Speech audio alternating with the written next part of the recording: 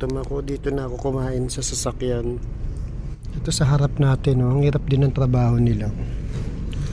Yung mga yan, mga garbage collector. Ayan, dalawa sila, oh. Kahit umuulan, pero bigyan natin pang snack. Ito, ayan, pwede nilang ulam to o papakin. Ayan, sana tanggapin nila. Kahit maliit na bagay, maka-blessing.